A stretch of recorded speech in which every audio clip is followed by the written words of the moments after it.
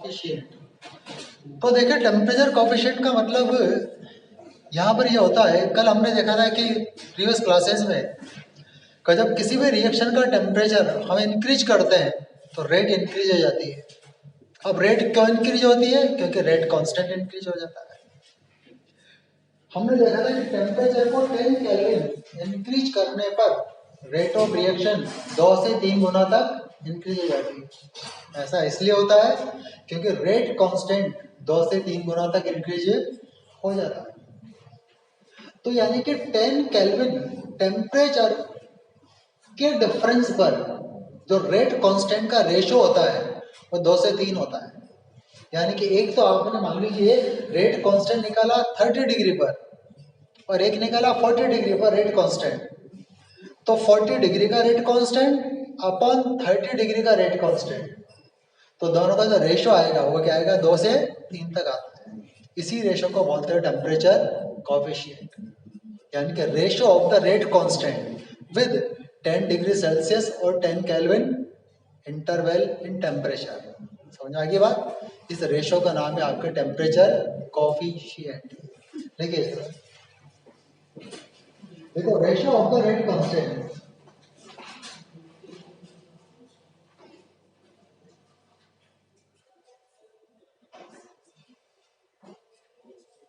ratio of the rate constant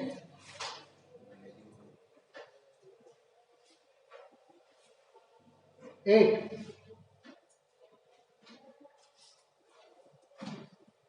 difference of temperature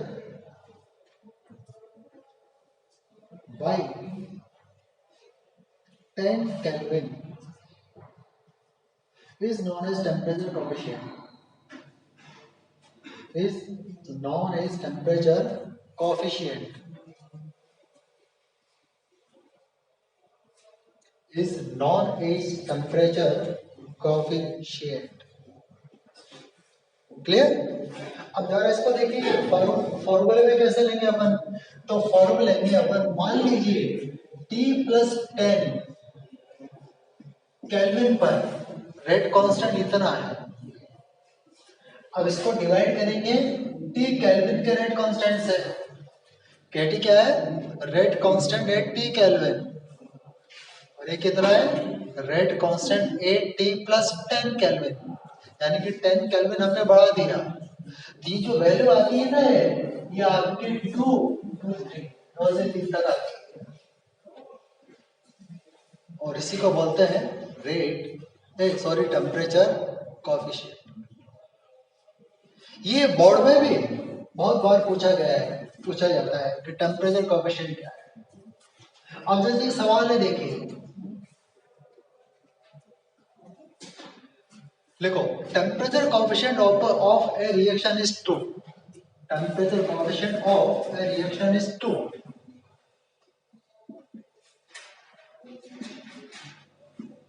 temperature coefficient of A reaction is 2।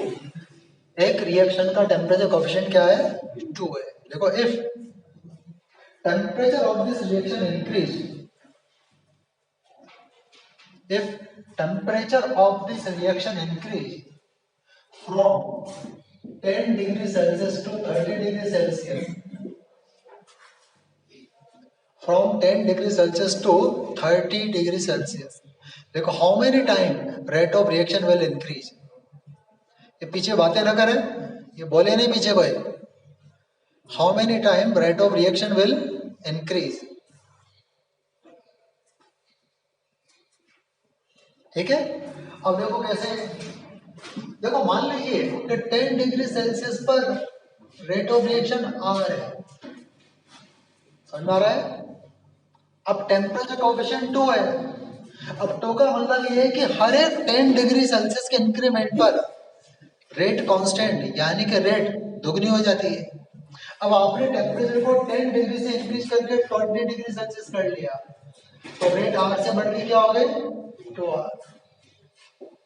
फिर आपने 20 से बढ़ के 30 डिग्री सेल्सियस किया, तो रेट 2R से बढ़ के हो गए 4R। यानी कि each 10 degree increment increase the rate twice, 2 time increase। समझ में आ रही बात? तो हमने देखा कि 10 से 20, 20 से 30, तो R से इंक्रीज होकर क्या हो गया 4R, तो रेट इंक्रीज बाय 4 टाइम, यही आंसर है। रेट इंक्रीज बाय 4 टाइम्स, 4 गुना इसकी रेट आपके इंक्रीज हो जाएगी, यही आपका टेम्परेचर कॉफिशिएंट है।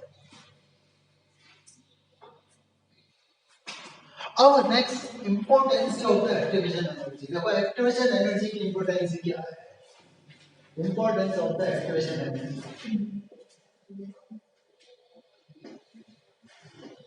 Importance of activation energy.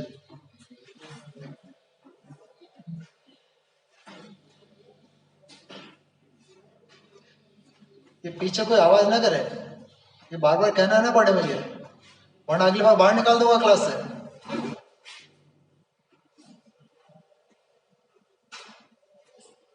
हाँ देखिए, देखो एक्टिवेशन एनर्जी की इंपॉर्टेंस ही जरा क्या है, इसको जरा अपन देखते हैं। देखो एक्टिवेशन एनर्जी से हमको पता लगता है कि रिएक्शन आसानी से होगी या मुश्किल से होगी। रिएक्शन के होने की टेंडेंसी ज्यादा है या कम है। अच्छा, एक्टिवेशन एनर्जी क्या करती है, ये रिएक्शन को होने को रोकती है, क्योंकि एक्टिवेशन एनर्जी एक एनर्जी बैरियर है, एक ऑब्स्ट्रक्शन है, एनर्जी ऑब्स्ट्रक्शन, जिसको क्रॉस करके ही रिएक्टेंट प्रोडक्ट में कन्वर्ट हो सकता है। ये बैरियर जितना बड़ा होगा रिएक्टेंट को प्रोडक्ट में बदलने में उतनी मुश्किल होगी। तो जिस रिएक्शन की एक्टिवेशन एनर्जी जितनी कम होगी उसमें आसानी से रिएक्टेंट प्रोडक्ट में कन्वर्ट हो जाएगा। तो इंपॉर्टेंसी, पहली इंपॉर्टेंस यही है कि एक्टिवेशन एनर्जी के बेस पर हम कह सकते हैं कि रिएक्शन आसानी से होगी या मुश्किल से होगी, यानी कि easiness of the reaction to determine the easiness of the reaction, reaction की इजीनेस को डिटरमाइन इससे हम कर सकते हैं। हमने कहा कि यदि एक्टिवेशन एनर्जी जीरो हो जाए तो फिर रिएक्शन होने से कोई रोक ही नहीं सकता। जैसे कि न्यूक्लियर रिएक्शन, उनको कोई रोक ही नहीं सकता, अपने आप चलती रहती है, वो कोई तरीका नहीं है कि न्यूक्लियर रिएक्शन को कोई रोक दे। जो न्यूक्लियर डिसइंटीग्रेशन होता है, alpha emission, beta emission, positron emission, gamma emission, कोई रोक नहीं सकता, उनको चलता रहेगा, क्योंकि उसकी एक्टिवेशन एनर्जी जीरो है। आप टेम्परेचर कम ज्यादा, वहां पर कैटलिस्ट का रोल भी खत्म हो जाता है वहां तो, आप कैटलिस्ट डाल करके रिएक्शन को बढ़ा या घटा सकते हो, ऐसा भी नहीं है वहां। सारे रोल तभी तक है जब तक रिएक्शन की एक्टिवेशन एनर्जी है। यदि एक्टिवेशन एनर्जी ही जीरो है तो रिएक्शन होगी ही होगी, उसको होने से कोई रोक नहीं सकता। ठीक है ना? तो देखिए, देखो to determine easiness of reaction, easiness of reaction, easiness of reaction। अब देखो कैसे easiness of reaction, तो देखिए if activation energy equal to 0 then reaction will occur at every temperature। Temperature का रोल यहाँ पर फिनिश है। ऐसा भी नहीं है कि टेम्परेचर बढ़ाओगे तो रेट बढ़ेगी, नहीं, टेम्परेचर कम रखो ज्यादा रखो, rate will proceed at the constant rate. ठीक है ना? तो यहाँ पर रिएक्शन अगर at any temperature, any temperature, हर एक टेम्परेचर पर एक रिएक्शन होगी यहाँ पर, पहली चीज। तो दूसरी चीज देखो, if activation energy greater than zero, greater than zero, अब जैसे जैसे एक्टिवेशन एनर्जी बढ़ेगी रिएक्शन के होने की टेंडेंसी घटेगी, reaction will be more and more difficult. हम कहेंगे कि as activation energy increase reaction becomes more and more difficult, more and more difficult।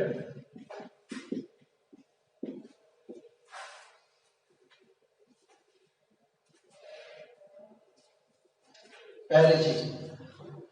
दूसरी इंपॉर्टेंस इसकी है role of catalyst. Role of catalyst, कि कैटलिस्ट का रिएक्शन में रोल क्या है। तो नॉर्मली कैटलिस्ट, जो पॉजिटिव कैटलिस्ट होते हैं वो रेट ऑफ रिएक्शन को इंक्रीज करते हैं, लेकिन कैसे इंक्रीज करते हैं? By decreasing the activation energy. Catalyst reaction की एक्टिवेशन एनर्जी को सिग्निफिकेंटली डिक्रीज कर देता है। इससे जो लो एनर्जी के रिएक्टेंट मॉलिक्यूल्स है वो भी कोलिजन करके प्रोडक्ट में कन्वर्ट कर सकते हैं। यानी कि कैटलिस्ट क्या कर रहा है? Catalyst is providing a new path of low energy to convert the reactant species into product. एक नया रास्ता दे रहा है वो, और वो नया रास्ता लो एनर्जी का है वो। और उस लो एनर्जी के रास्ते में जिनकी एक्टिवेशन एनर्जी, मतलब जिन मॉलिक्यूल की एनर्जी कम है, वो भी बड़े आराम से उसमें से पार चल जाएंगे। जैसे एक पहाड़ी बहुत ऊंची है और पहाड़ी के ऊपर जाकर के दूसरी गांव में जाना होता है। अब जो लोग ऊपर तक चढ़ने में कैपेबल है वो तो चल जाएंगे दूसरी गांव में, बट किसी ने क्या किया, उस पहाड़ी के बीच में से सुरंग बना दी, कभी ऊपर तक नहीं जा सके, सुरंग से होकर के चल जाए। तो जिनकी एनर्जी कम है ऊपर तक नहीं पहुंच पाएंगे, वो सुरंग के रास्ते दूसरे गांव पहुंच जाएंगे। इस तरीके से तो कैटलिस्ट वो जो एनर्जी बैरियर है उसमें क्या खोद देता है? सुरंग बना देता है, ताकि लो एनर्जी के मॉलिक्यूल भी आसानी से बैरियर को क्रॉस करके प्रोडक्ट साइड में चले जाएंगे। यहाँ पर ये कैटलिस्ट का रोल है। जितना अच्छा कैटलिस्ट होगा एक्टिवेशन एनर्जी को उतना ही घटाएगा। जैसे कल एक न्यूमेरिकल किया था अपन ने, उसमें देखिए कैटलिस्ट केवल 20% घटा रहा था एक्टिवेशन एनर्जी को। कितना? 20% घटा रहा था बस। 100 से 80 कर दिया था उसने। तो रेट कितने गुना बढ़े थे? 3000 गुना। कितने गुना बढ़ गए थे रेट? 3000 गुना रेट बढ़ गए थे, न्यूमेरिकल में देखा था। तो एक्टिवेशन एनर्जी थोड़ी भी घटती है तो रेट बहुत ज्यादा बढ़ती है यहाँ पर। ये तो देखिए कैटलिस्ट में देखो, positive catalyst decrease the activation energy, decrease the activation energy, decrease the activation energy, and provide a new path, provide a new path of low energy,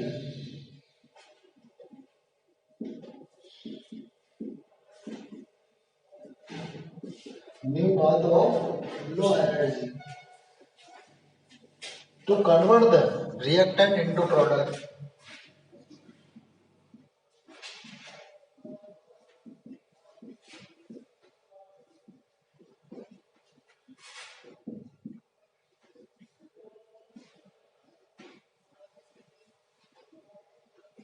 ये ग्राफ बना लीजिए आप।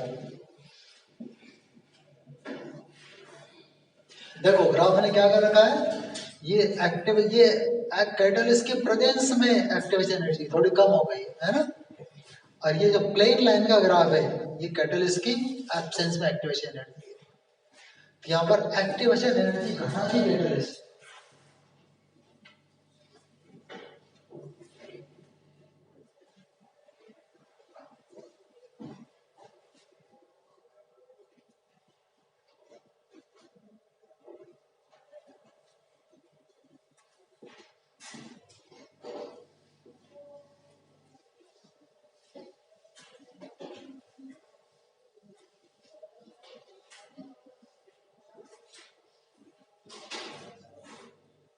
नोट लिया?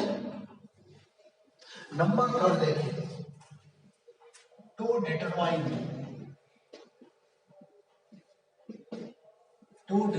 The enthalpy of reaction, enthalpy of reaction मतलब reaction की enthalpy को activation energy से भी निकाला जा सकता है। कैसे? जरा देखते हैं। मान लीजिए कोई रिएक्शन है A2B, अब इस रिएक्शन की एंथैल्पी या एंथैल्पी ऑफ रिएक्शन, यानी कि रिएक्टेंट से जब प्रोडक्ट में कन्वर्जन हुआ तो एनर्जी का कितना चेंज हुआ, ये तो एंथैल्पी होती। इस एनर्जी चेंज को हम एक्टिवेशन एनर्जी से निकाल सकते हैं। कैसे, जरा देखिए। देखो वापस इस ग्राफ को बनाते हैं अपन। देखिए सपोज कीजिए रिएक्टेंट की एनर्जी है, एनर्जी ऑफ रिएक्टेंट, ये इसकी एक्टिवेशन एनर्जी है, और ये आपका एनर्जी ऑफ प्रोडक्ट, ये प्रोडक्ट की एनर्जी है।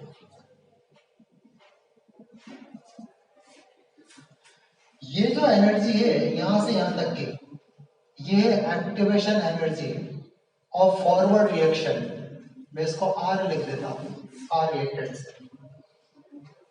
अच्छा, यदि ये रिवर्सिबल रिएक्शन होती तो इसमें बैकवर्ड रिएक्शन भी होती फिर, और बैकवर्ड रिएक्शन के एक्टिवेशन एनर्जी क्या हो जाएगी, activation energy of the product, product to reactant, ये होता है ना। यदि रिवर्सिबल होती रिएक्शन तो फॉरवर्ड रिएक्शन की एक्टिवेशन एनर्जी ये आर है और बैकवर्ड की ई है पी है।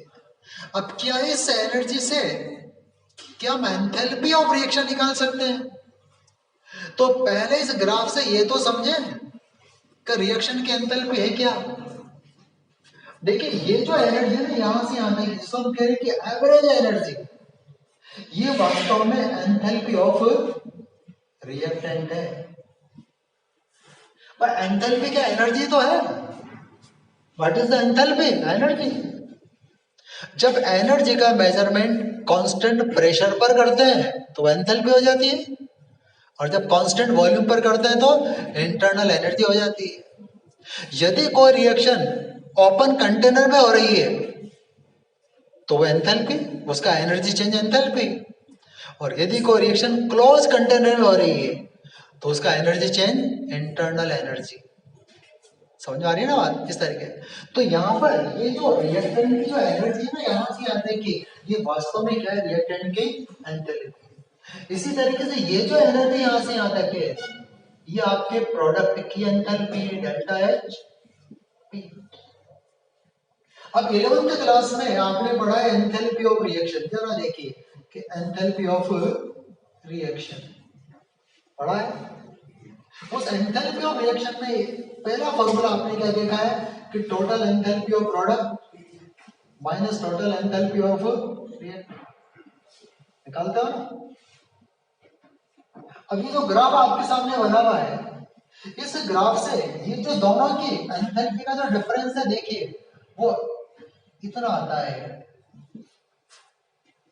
ये तो enthalpy of reactant, enthalpy of product, ये जो डिफरेंस आ रहा है ये वास्तव में एंथैल्पी ऑफ रिएक्शन है। अब इस डिफरेंस को हम एक्टिवेशन एनर्जी से भी तो मेजर कर सकते हैं, नहीं कर सकते क्या? This difference can B measure by the activation energy. लेकिन बस एक सावधानी रखनी होगी, जब एंथैल्पी से निकाल रहे हैं तो प्रोडक्ट में से रिएक्टेंट घटाएंगे, लेकिन जब एक्टिवेशन एनर्जी से निकालेंगे तो रिएक्टेंट में से प्रोडक्ट घटाएंगे।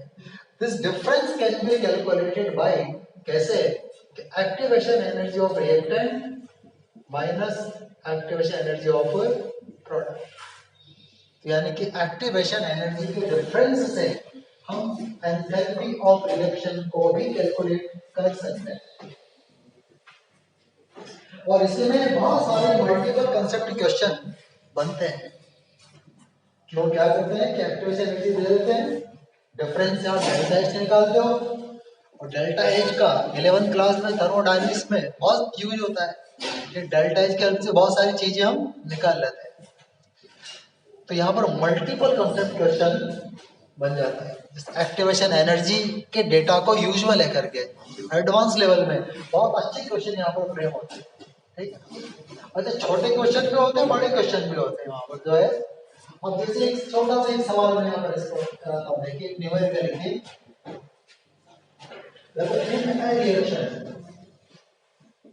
In a reaction, A plus B equal to C plus 20 kilocalorie.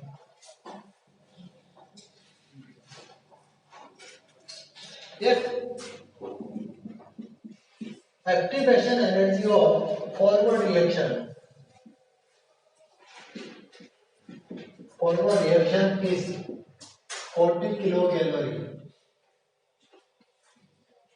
Find activation energy of backward reaction. ये सवाल है।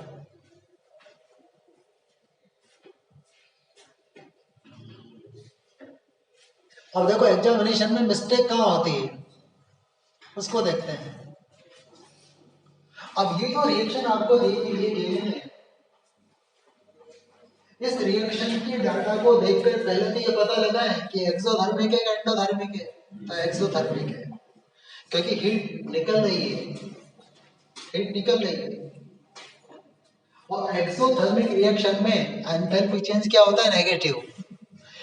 यानी कि इसके अंदर रिएक्शन में जो एंथैल्पी ऑफ रिएक्शन है वो है -20 किलो कैलोरी।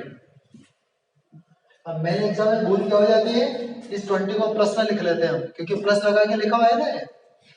तो भाई प्लस लगा के प्रोडक्ट साइड में लिखने का मतलब है कि एनर्जी रिलीज हो रही है, एक्सोथर्मिक रिएक्शन है।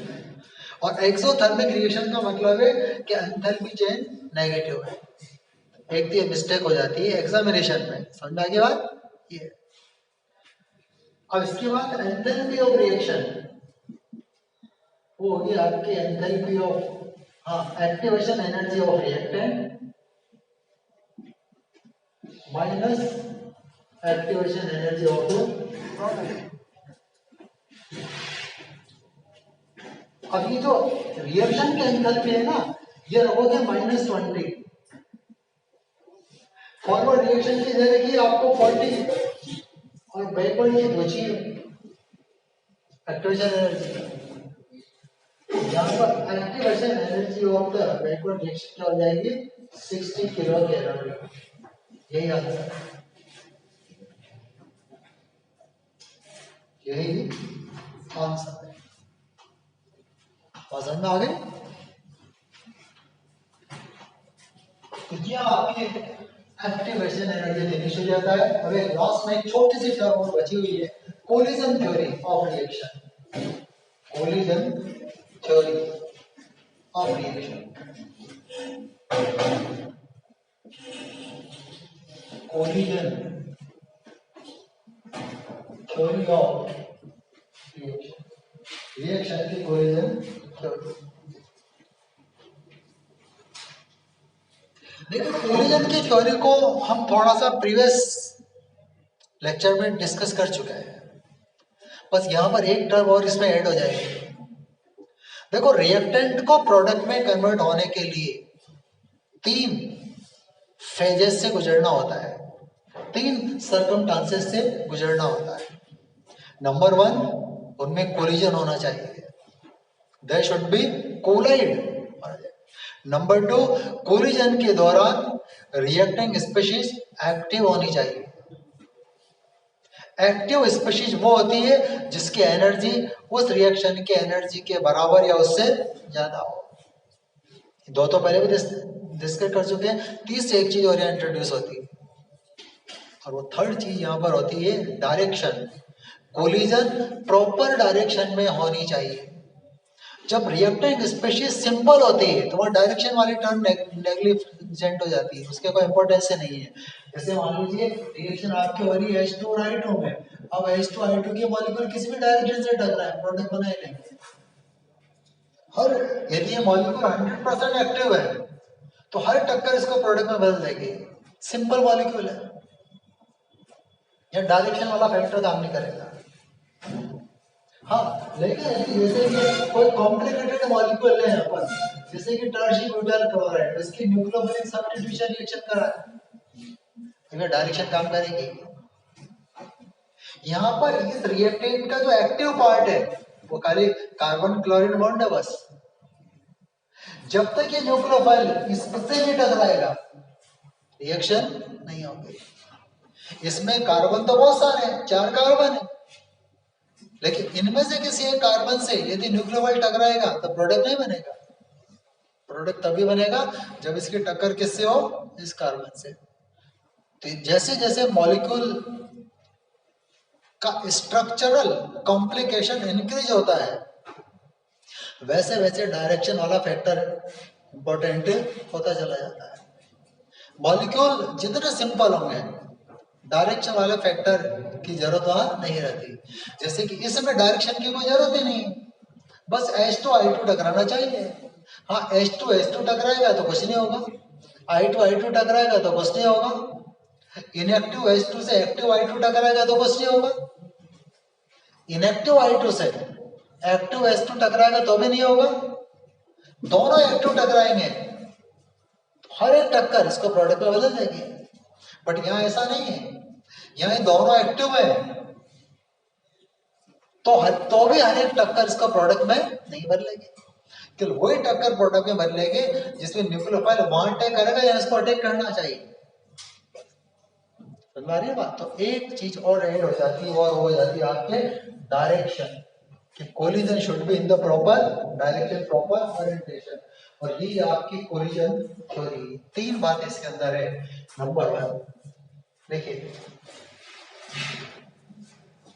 देखो reacting species should be collide.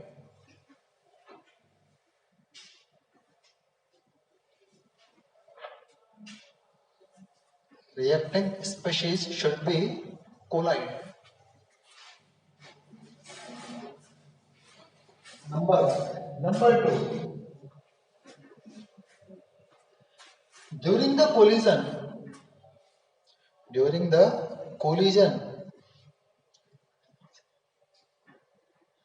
reacting species should be active. During the collision, reacting species should be active.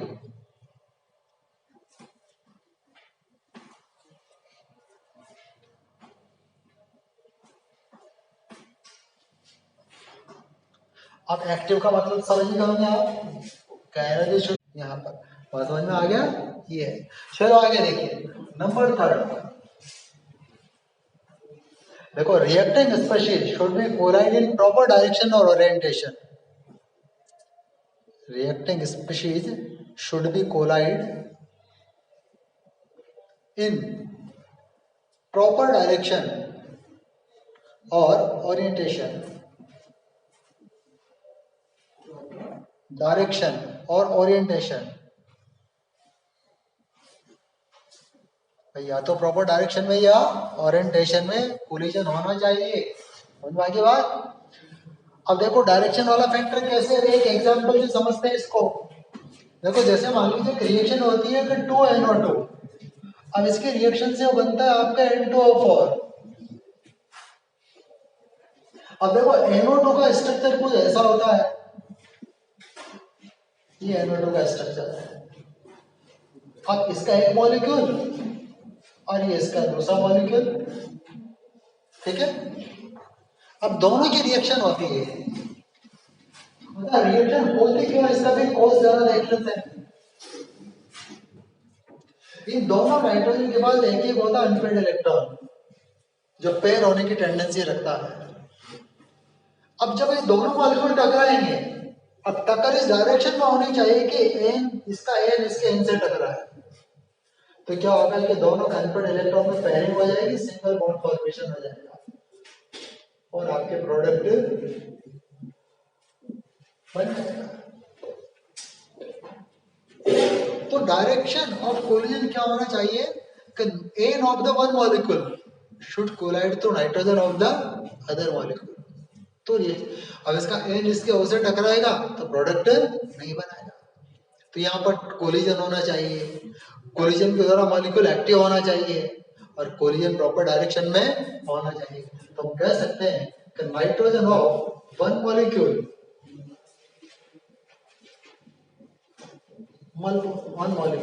should be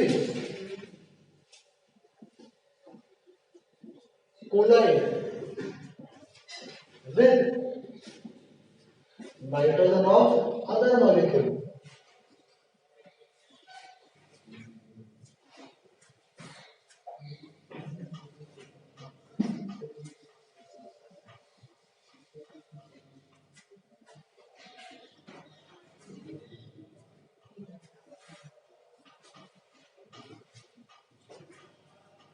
अब यहां पर एक टर्म आती है collision frequency. Collision frequency, collision frequency.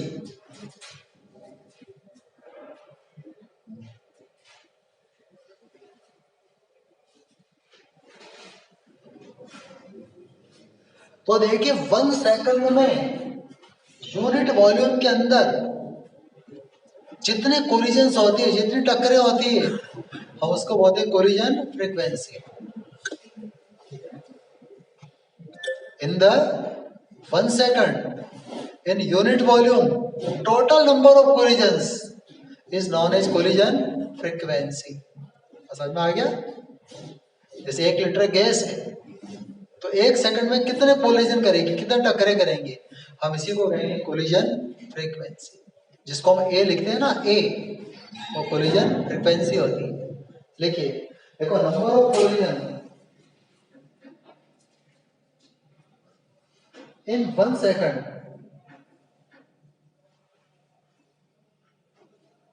in 1 second in unit volume of gas, in unit volume of gas is known as collision frequency।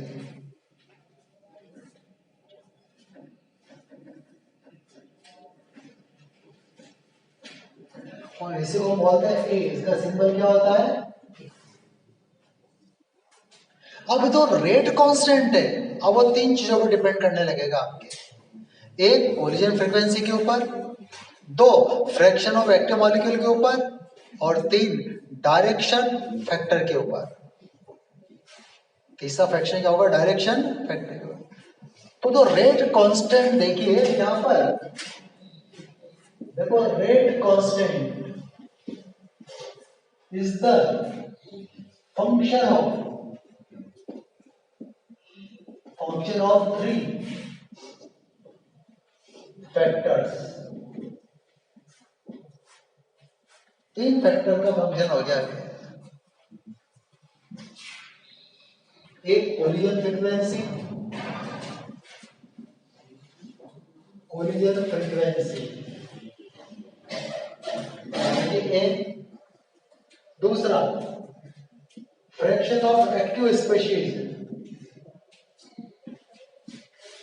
Fraction of active species, इसको अपन ऐसा करते हैं, जेड के हैं। एक fraction of direction, fraction of proper direction,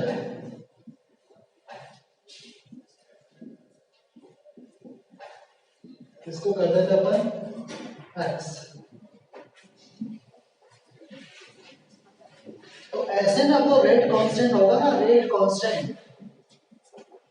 rate constant यानी कि के, वो बराबर हो जाएगा ए,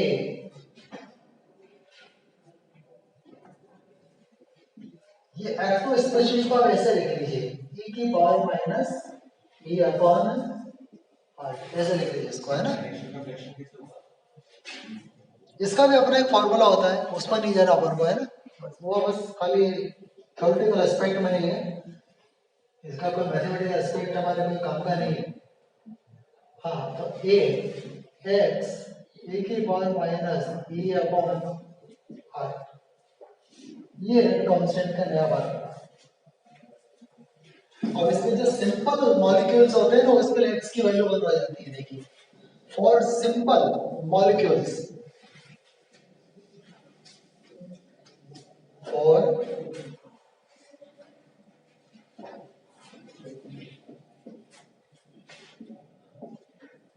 simple molecules x is equal to 1, और for complex molecule, for complex molecule x less than 1। Molecule जितना ज्यादा कॉम्प्लेक्स होगा x उतना ही कम होता है, रेट कांस्टेंट उतना ही बढ़ता जाए।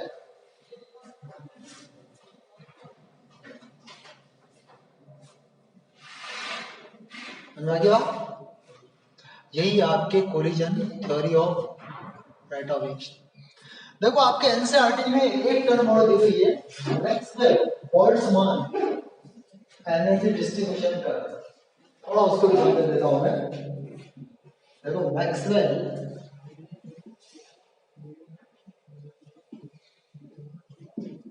बोल्ट्जमान एनर्जी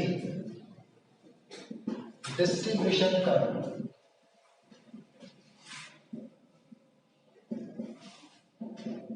एनर्जी डिस्ट्रीब्यूशन का बस एक ग्राफ है।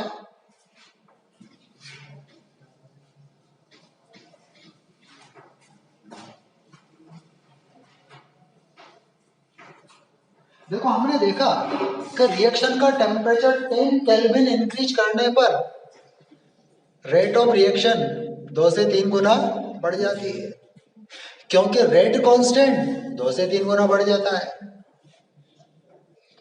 क्योंकि नंबर ऑफ एक्टिव मॉलिक्यूल्स 2 से 3 गुना बढ़ जाता है। तो जैसे टेम्परेचर 10 केल्विन इंक्रीज करेंगे तो नंबर ऑफ एक्टिव स्पीशीज 2 से 3 गुना बढ़ेगी, इससे रेट कांस्टेंट 2 से 3 गुना बढ़ेगा और इससे रेट ऑफ रिएक्शन 2 से 3 गुना बढ़ेगी। अभी जो एनर्जी कर्व है, ये कर्व हमको बताता है कि टेम्परेचर 10 केल्विन बढ़ाने पर नंबर ऑफ एक्टिव मॉलिक्यूल्स 2 से 3 गुना तक बढ़ जाता है। समझ आ रही है ना बात? कैसे देखें, देखो ग्राफ है यहाँ पर, एक हेडिंग डालिए ना, देखो ग्राफ यहाँ पर, ग्राफ में यहाँ तो फ्रैक्शन ऑफ मॉलिक्यूल है वाई एक्सिस पर, तो फ्रैक्शन ऑफ मॉलिक्यूल और यहाँ है काइनेटिक एनर्जी।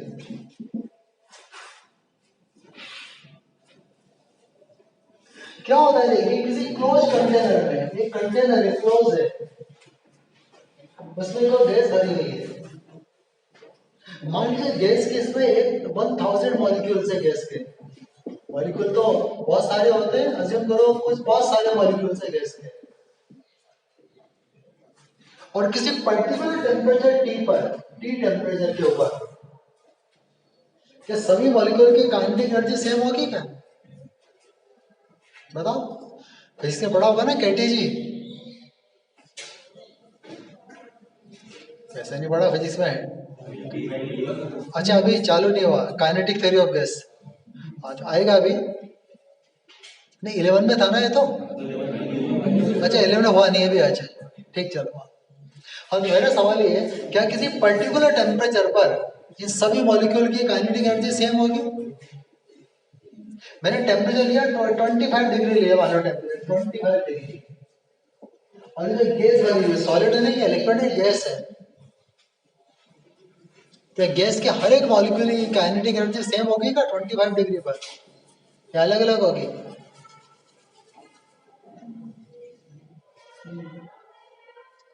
सबकी अलग अलग होगी।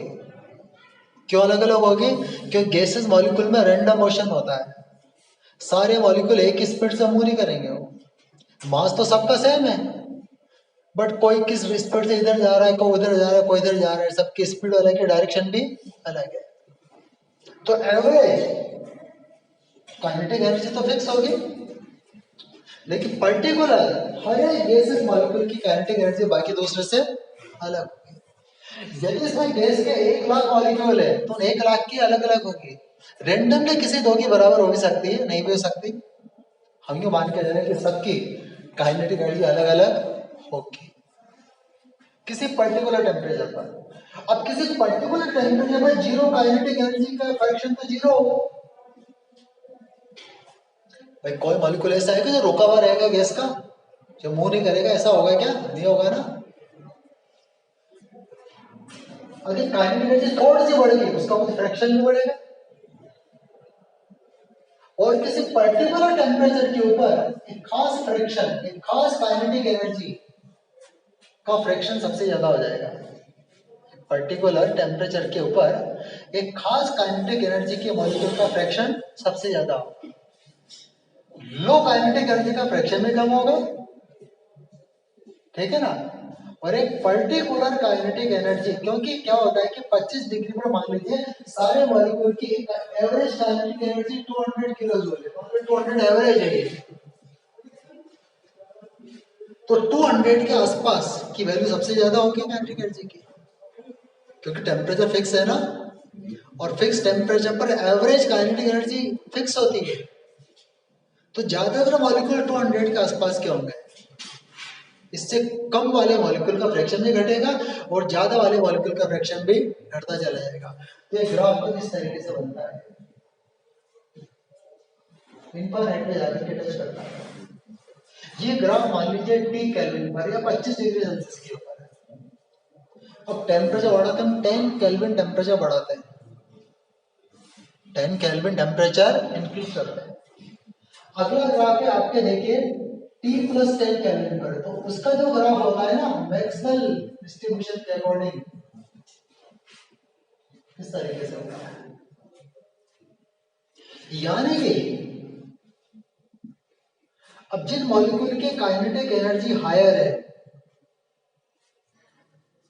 भाई हायर काइनेटिक एनर्जी का फ्रैक्शन तो कम ही होगा ना, एक खास काइनेटिक एनर्जी का फ्रैक्शन बढ़ेगा। भाई टोटल मॉलिक्यूल तो फिक्स है, अब फिक्स में यदि कुछ फ्रैक्शन यदि आगे बढ़ जाएंगे तो कुछ यहाँ घटेंगे भी सही।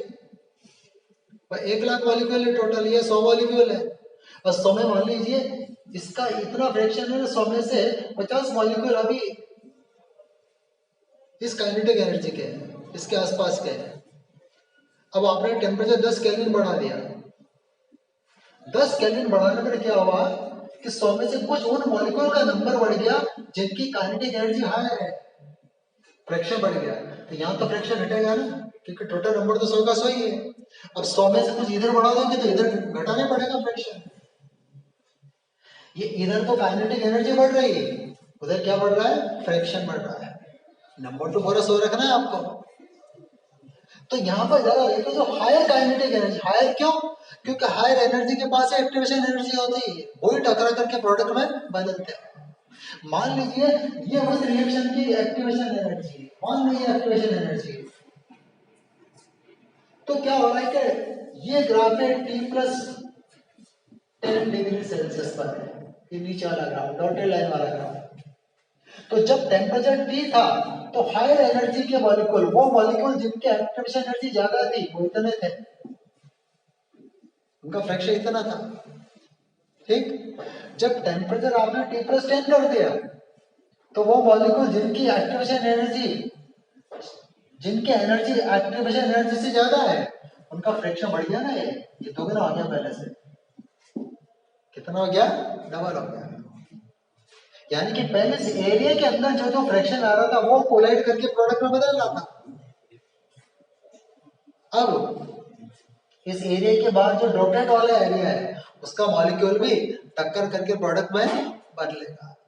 तो जो मैक्सवेल बोल्ट्जमान का जो एनर्जी डिस्ट्रीब्यूशन ग्राफ है वो ये बताता है कि जब रिएक्शन में या किसी भी स्पीशीज में, गैस स्पीशीज में जब टेम्परेचर में 10 केल्विन या 10 डिग्री का इंक्रीमेंट करते हैं तो हायर एनर्जी के मॉलिक्यूल का फ्रैक्शन बढ़ जाता है, और बढ़ करके 2 से 3 गुना तक होता है, depend on the nature of gas. यही आपके मैक्सवेल बोल्ट्जमान डिस्ट्रीब्यूशन कर्व। और आगे बात की है, ये थोड़ा सा इंसाइट वगैरह दे रखा था जो मैंने आपको बताया। नहीं क्यों रहेगी एवरेज काइनेटिक, हाँ नहीं रहेगी ना, एवरेज काइनेटिक एनर्जी तो इसमें ज्यादा हो गया हाई टेम्परेचर पर। भाई 25 डिग्री पर कम होगी एवरेज, 35 पर ज्यादा होगी, 45 पर ज्यादा होगी एवरेज। जैसे जैसे टेम्परेचर बढ़ेगा गैस के मॉलिक्यूल की स्पीड बढ़ेगी और एवरेज काइनेटिक एनर्जी बढ़ेगी। ये तो फ्रैक्शन नीचे आएगा भाई, काइनेटिक एनर्जी तो उतनी है, उस काइनेटिक एनर्जी पर वो नंबर ऑफ मॉलिक्यूल का नंबर कम हो गया जिसकी एनर्जी इतनी है, क्योंकि आगे नंबर बढ़ गया ना थोड़ा, यहाँ तो घटाना पड़ेगा। भाई टोटल नंबर तो 100 ही है, 100 में से मैंने 50 की एनर्जी इतनी थी, अब इधर 40 रह गई तो 10 आगे बढ़ गया। ये चलिए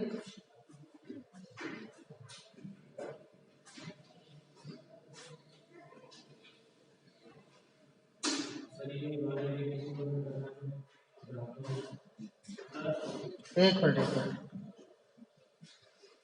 हाँ बोले। ये ये वाला ऊपर वाला, भाई ऊपर वाला जो ग्राफ है ना, ये जो डॉटेड लाइन वाला एरिया है, ये तो हायर काइनेटिक एनर्जी के मॉलिक्यूल का नंबर है, फ्रैक्शन है भाई। इधर लेफ्ट और राइट काइनेटिक एनर्जी बढ़ रही है ना, तो जो मॉलिक्यूल इधर आ रहे हैं उनकी काइनेटिक एनर्जी ज्यादा है, तो उनका नंबर बढ़ गया ना। मान लो किसी रिएक्शन की, जिस रिएक्शन में वो गैस इन्वॉल्व हो रही है, उसकी एक्टिवेशन एनर्जी मान लो ये है, तो टी केल्विन पर इस एक्टिवेशन एनर्जी से ज्यादा एनर्जी रखने वाले मॉलिक्यूल का फ्रैक्शन कम था। ये एरिया उस फ्रैक्शन को बता रहा है। और टी प्लस 10 केल्विन पर वो एरिया बढ़ गया। कितना बढ़ गया? ये इतना बढ़ गया है, ये एरिया बढ़ गया, ठीक है ना। और लगभग डबल हो गया बढ़ करके। पहले इतने से मॉलिक्यूल टक्कर करके प्रोडक्ट में बदल रहे थे, अब ये तो बदलेगी, अब ये भी टक्कर के प्रोडक्ट में बदलेगी, ठीक है ना।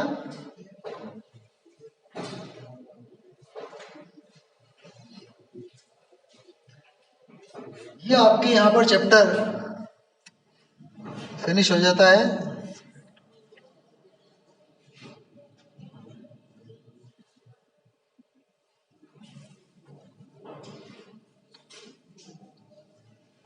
क्लियर? अब आप डाउट्स के लिए एनसीईआरटी लाए हो क्या? कोई शीट वगैरह लाए हो? शीट मिल गई किसकी? काइनेटिक्स की, मेडिकल वालों को सबको मिल गए? शीट की क्वेश्चन सॉल्व कर रहे हो क्या? अच्छा कल ही मिली क्या? हाँ तो अभी तो क्या हुआ होगा, देखे थे? बिगनर बॉक्स नहीं है शीट में?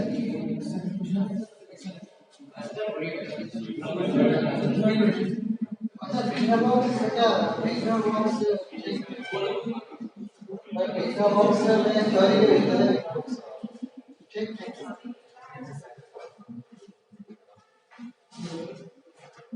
क्या ये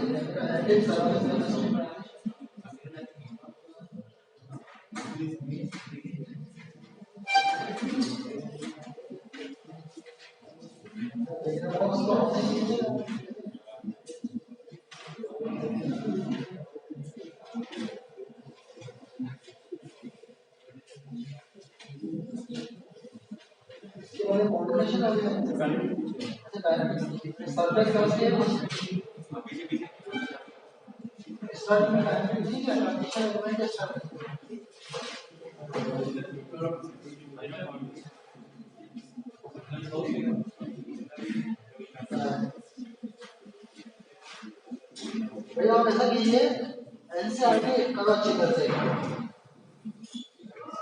ठीक है ना। एनसीईआरटी के शॉर्ट एग्जांपल, इंटेक्स और एक्सरसाइज, उसको अच्छी तरह से कीजिए आप, ठीक है ना। आईआईटी 43 करो, 10 वाले बच्चे है ना, और आपकी शीट सॉल्व करो, इसमें देखना बहुत सा नहीं है, शीट सॉल्व करो, समझ में आ गया? ये डायरेक्ट शीट पर बता, पहले एनसीईआरटी सॉल्व करो, वो आपके पास है भी, कर भी रहा हूं मैं, 43 करो, उसके बाद 43 साल उसके साथ आप पेपर ले लो, डेट से डाउनलोड हो जाता है, ठीक है ना। और इसके बाद शीट सॉल्व करो। मेडिकल वालों को शीट करनी थी क्या? मैंने मिल गई थी, आप लोगों को एनसीईआरटी तो करनी है आप लोगों को, है ना, और शीट सॉल्व करनी है। टाइम बचे तो यूएसएस वगैरह निकाल लो बस। और मैं भी जिसको मेन से निकालना हो वो यूएसएस सॉल्व करें। ऐसा करना आप, कल मैं आज अगला चैप्टर चालू करा देता हूँ, मैं कल एनसीईआरटी लेकर के आना, उसके सारे प्रॉब्लम आज देख लेना, जैसे लेक्चर में जा रहा था, और इसके सॉल्व एग्जांपल से करना, सॉल्व इंडेक्स और एक्सरसाइज आगे करना, ठीक है ना। जो भी इसको डाउट हो सवाल क्वेश्चन कल शीट में जाना पहले वो देख लेना। चलो आज तो क्या हम टाइम वेस्ट कर रहे हैं, डायरेक्ट मैं अगला चैप्टर चालू कर रहा हूँ, सरफेस केमिस्ट्री।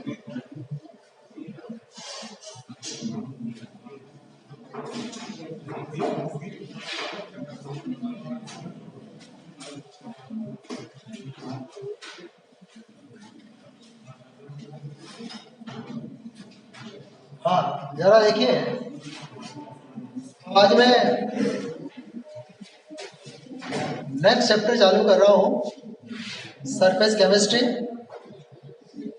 लेकिन ध्यान रहे कल आप केमिकल काइनेटिक्स के डाउट के हिसाब से आएंगे। कल डाउट की शुरुआत कहाँ से करेंगे आप? एनसीईआरटी से करेंगे। मैथ वाले उसके बाद में 40 ईयर उठाना, फिर शीट उठाना। मेडिकल वाले एनसीईआरटी के बाद अपने शीट ले लेना। उसके बाद आप जो भी नीट के पुराने प्रीवियस ईयर के पेपर से 22 ईयर 16 ईयर वगैरह वो सोल्व करना है। चलो देखिए मैं डायरेक्ट चालू कर रहा हूँ, सरफेस केमिस्ट्री।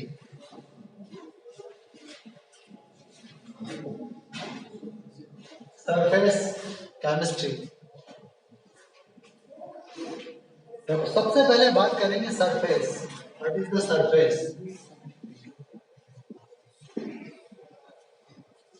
देखो कोई भी वो लेयर जो दो फेजेस को अलग करती है। देखो सरफेस सॉलिड और लिक्विड की होती है, गैस की कोई सरफेस नहीं होती। और सरफेस इसलिए होती है क्योंकि नेचर में तीन फिजिकल स्टेट्स होती हैं, सॉलिड लिक्विड और गैस। यदि नेचर में एक ही फिजिकल स्टेट होती है तो सरफेस नहीं होती। यदि पूरा यूनिवर्स सॉलिड होता तो कोई सरफेस नहीं होती। सारा यूनिवर्स लिक्विड होता तो भी सरफेस नहीं होती। सरफेस इसलिए है क्योंकि नेचर में तीन फिजिकल स्टेट्स हैं, सॉलिड लिक्विड और गैस। तो सॉलिड और लिक्विड के पास अपनी सरफेस होती है। अब सरफेस का आइडेंटिफिकेशन क्या है ये हम देख रहे हैं। तो देखिए लेयर एक ऐसी लेयर होती है वो जो दो फेजेस को डिस्टिंग्विश करती है। जैसे डस्टर की लेयर है, इसके ऊपर तो गैसियस फेज है, हवा आ जाती है, और इसके यहाँ से सॉलिड स्टार्ट होता है। ऊपर से चलोगे तो यहाँ से सॉलिड की बिगिनिंग होगी, और सॉलिड के अंदर से चलोगे तो यहाँ से गैस की शुरुआत होती है। तो layer of the substance which distinguish two phases is known as surface. हम उसको बोलते हैं सरफेस। तो लिखिए, देखो layer of substance, layer of substance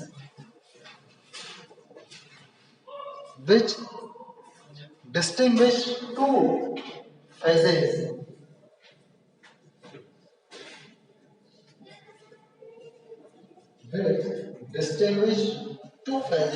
is known as surface.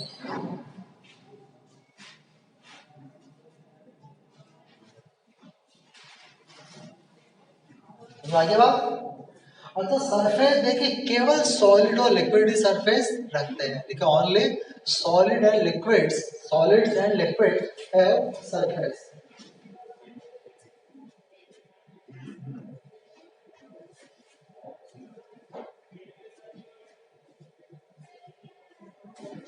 अब देखो इस चैप्टर में हम सरफेस से रिलेटेड तीन टर्म स्टडी करेंगे। एक एड्सॉर्प्शन, सेकंड कैटालाइसिस और थर्ड कोलाइडल सॉल्यूशन। इन तीनों का कनेक्शन कहीं ना कहीं सरफेस से है। सबसे पहले बात करते हैं, देखो एड्सॉर्प्शन। एड्सॉर्प्शन देखो एड्सॉर्प्शन का मतलब क्या होता है। देखो पत्थर के टुकड़ों को आपने पानी में डुबोया, वो पानी से भीग करके बाहर निकल गया, उसकी सरफेस के ऊपर पानी के मॉलिक्यूल चिपक गए। That is the phenomena of adsorption. जैसे पत्थर के सतह के ऊपर, सरफेस के ऊपर वाटर मॉलिक्यूल ठहर जाते हैं, रस्ट कर जाते हैं और वो गीला हो जाता है, ऐसे ही किसी सॉलिड की सरफेस के ऊपर गैस के मॉलिक्यूल भी रेस्ट करते हैं, बट वो दिखाई नहीं देते। यदि अपन गैस के मॉलिक्यूल की कंसंट्रेशन देखें तो सरफेस पर ज्यादा मिलेगी कंपेयर टू अदर पार्ट। इस डस्टर की सरफेस पर गैस के बिल्कुल पास पास मिलेंगे आपको। इसलिए पास पास मिलेंगे क्योंकि सरफेस ने गैस के मॉलिक्यूल को अट्रैक्ट कर रखा है और इस अट्रैक्शन का नाम है वान डर वाल अट्रैक्शन। वान डर वाल अट्रैक्शन एक यूनिवर्सल अट्रैक्शन है। वान डर वाल फोर्स एक यूनिवर्सल फोर्स है जो हर स्पीशीज के बीच में काम करती है। तो गैस और इसकी सरफेस के बीच में भी काम करेगी और उस वान डर वाल फोर्स के कारण some gases molecule accumulate on the surface of this duster. That is a phenomena of the adsorption. Adsorption surface पर होता है और गैस या लिक्विड का होता है। सॉलिड की सरफेस पर लिक्विड और गैस दोनों का एड्सॉर्प्शन होगा। लिक्विड की सरफेस के ऊपर केवल गैस का एड्सॉर्प्शन होगा। तो what is the meaning of the adsorption? Adsorption mean accumulation of the liquid or gas on the surface. On the surface is known as adsorption. समझ आगे बात? देखिए, देखो accumulation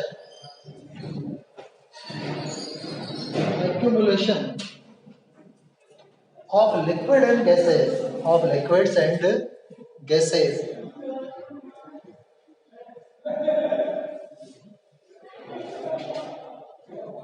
on the surface, on the surface is known as adsorption. Is known as adsorption. ठीक है? अब देखो adsorption के लिए दो चीजें चाहिए। एक तो वो जिसके पास सरफेस हो उसको बोलते हैं एड्सॉर्बेंट। हेडिंग लीजिए, एड्सॉर्बेंट, इसका नाम है एड्सॉर्बेंट।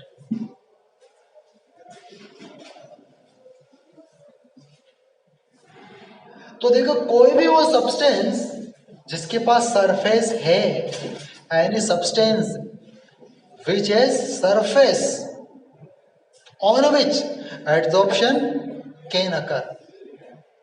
डस्टर के पास सतह है, एड्सॉर्बेंट है।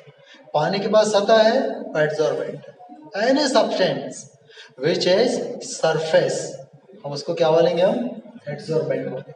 तो लिखिए, देखो any substance which has surface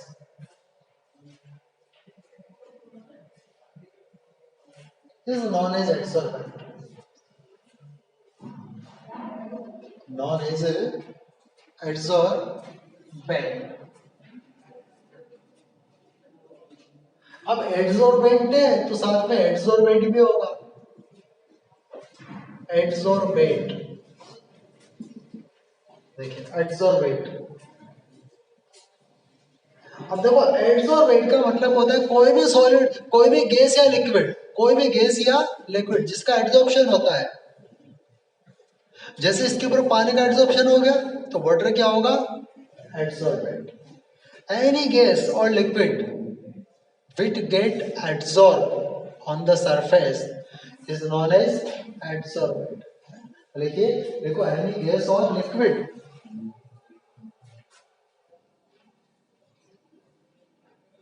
any gas or liquid which get adsorption on surface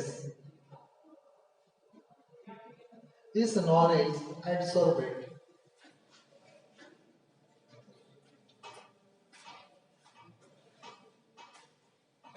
अब जैसे इसका एक एग्जांपल देखते हैं अपन, इसका एग्जांपल देखते हैं। जैसे कि adsorption of ammonia on surface of charcoal, on surface of charcoal। Charcoal का क्या होता है? पिसा हुआ कोयला। कोयले को आपने बारीक पीस लिया, वो चारकोल हो गया। कार्बन होता है। तो यहाँ पर जो अमोनिया है भाई, ये तो एड्सॉर्बेट है। अमोनिया इज द एड्सॉर्बेट और जो चारकोल है ये एड्सॉर्बेंट है।